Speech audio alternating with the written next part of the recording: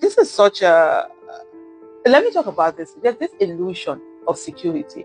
I remember I talked about illusion of security. I don't know whether it's in a video or my Twitter handle that I really did talk about. A lot of us, what we have is this illusion of security, that everything is fine, that we are praying, we've prayed, our prayers is powerful just because we have not become victims. And I always say to people, you understand, yesterday's victims were once survivors. They also thought that their prayers was enough and everything. Today's victims were yesterday's survivors, and tomorrow's victims will be today's survivors. Today's survivors are, those of us that are here, they think, oh, it has not reached us, it's not going to reach us. It's only a matter of time.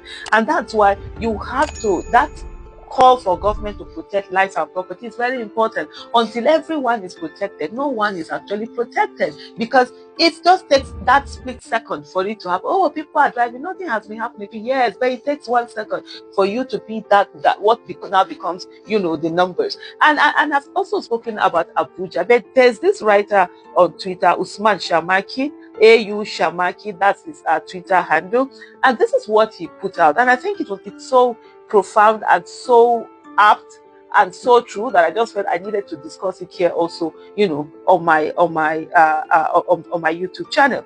He said Nigeria's political elite are sleeping under the illusion that Abuja is some untouchable fortress. And I would say this is so true. Many people think that, oh, Abuja is this and that, Abuja is so safe. They don't even realize how vulnerable, we are. And that I'm demanding and asking government to actually make the lives and properties of Nigeria a priority. It's for us all. It's not something that, oh, those activists, they're noise makers. I saw a video where one, I think it's Pastor B. was talking about protesters. He went around, he saw people protesting. Those people are hungry people. They are hungry. Because I know why. You see, not this Nigeria. All of us will chop up. It's one way or the other. One of the things why I don't get angry when people are doing all of this is that Nigeria has capacity to deal with every one of us in one way or the other. In one way or the other, and you will feel it. And the thing that even when you're abroad, it doesn't stop Nigeria from dealing with you as with that is Nigerianness.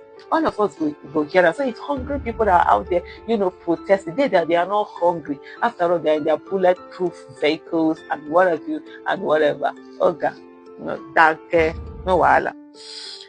And he said that, but Abuja is not insulated, according to him. Abuja is not immune. He's putting not in capital letter. Abuja is not immune, and Abuja is definitely not secure by geography. The FCT is literally the ham in a banditry sandwich, and the bread is closing in. So, when you make your sandwich, you have your bread, and that thing that you put inside the middle, whatever, that's your ham, right? And all of that. So what he is saying is that the FCT is that ham that is in between, in between that bread. And it's closing in. You're there thinking, oh, I'm so safe, I'm so this. But they're surrounded. I remember the time I was asking the question when they said that, oh, Buhari was doing so well. There are no more bombings, suicide bombings, no more school. As of that time, no more school, children being taken. I said, look, is it due to what the government has done in terms of safeguarding the people, or is it due to change of tactics by the terrorists? And of course, as usual, a lot of people would attack, would say all sorts of things, because I kept telling them, you cannot be taken. Then, for them, they have found that suicide bombing and all of that was no longer being there. They were picking people up for ransom. They were packing people. They were carrying people and they're having to pay. People were having to pay. So that's a change of tactics on them. Because you can't come and be celebrating that as an achievement when it is not you that did something to make it, happen.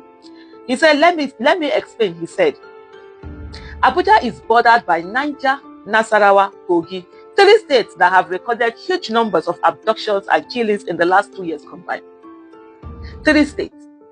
This is literally surrounding the FCT. But beyond that also, Abuja is also bordered by Kaduna. Yes, the Abuja is also bordered, by Kaduna. Kaduna also has its own fair share of insecurity that has been happening, of terrorism going on, the abduction of people, killings of people and all of that. So you see this whole Abuja is like sandwiched between these hotbeds of insecurity.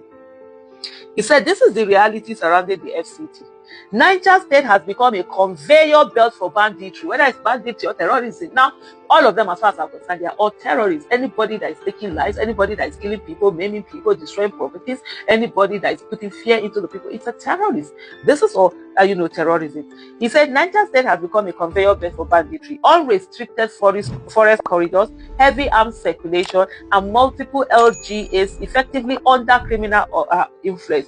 One of the things that sometimes people, if you're looking at the northern zone, you think, oh, it's just this dry, arid area there. So there are actually pockets of forest still within it. I don't know whether it's as thick as the forest you have in the southern part of the country, but they have their forest that is good. And these places are ungoverned spaces.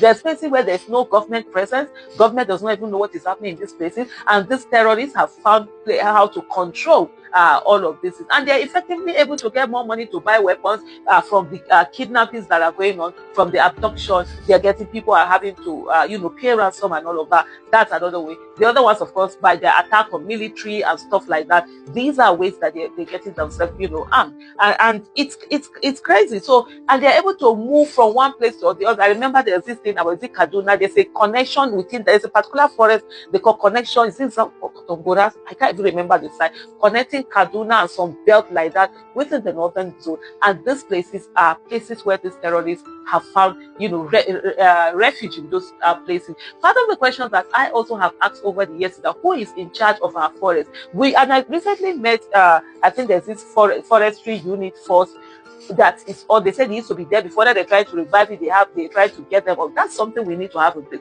We need to have an elite force that, just like we have coast guards in other countries, we need to have elite force that handles our forest, and we go in, to tackle all of these those who are taking over the forest, so that the forest will no longer be ungoverned spaces.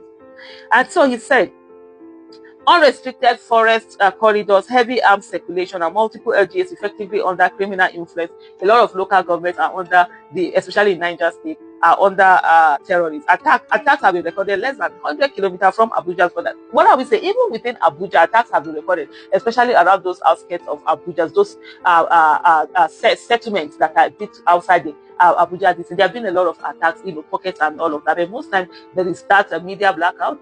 People don't pay attention. We just move on as if nothing is happening, and it goes on like that. Yet elites pretend it's far. Nasarawa now has some of the fastest rising kidnapping hotspots in north central Nigeria. Multiple incidents in Karu, Kefi, and Toto, all direct gateways into Abuja. If Nasarawa sneezes, Abuja will catch the cold instantly. I mean, a lot of people live in Nasarawa, work in Abuja. It's a close place. Sometimes you don't even know where you entered the other place. The towns have merged. It's not as if you pass through a forest before you get to the other one. As you are on this street, you don't even, there are some people think it's Abuja. It's when they are not explaining to you that no, this place is not Abuja, or this is actually, Nasarawa. Kogi has turned into a kidnapping highway from Okene to Kaba. Operations have become bolder and more frequent, enough for security analysts to warn that Kogi has become the southern flank of FCT's vulnerability. In fact, it could be said that the threat is already here. There have been kidnappings and killings in Buari, Kuje, Gwagwala, and other neighborhoods on the outskirts of FCT. That's exactly, what I just said earlier. He has it here. So while politicians host parties, commission projects, engage in inter-party squabbles, and speak of normalcy from the comfort of Maitama and Asokoro, the truth is simple. Abuja is only peaceful because the fire around it hasn't crossed the fence yet. Security is not a speech. Security is not press conferences. Security is not elite optimism. Security is geography plus capacity plus political will. Abuja has geography working against it, capacity stretched thin, and political will trapped in denial and delusion. The earlier the political class understand that the FCT is not a bubble but a buffer zone, the faster we can avoid a crisis that will shock the entire country. Because once the ring around Abuja collapses, the center will not hold long. Abuja is vulnerable. Abuja is exposed, and Abuja is only safe as Niger, Nasarawa, and Kogi. The elite can keep pretending. The bandits won't. The illusion of security is the most dangerous insecurity of all. And I think you said it all. There's not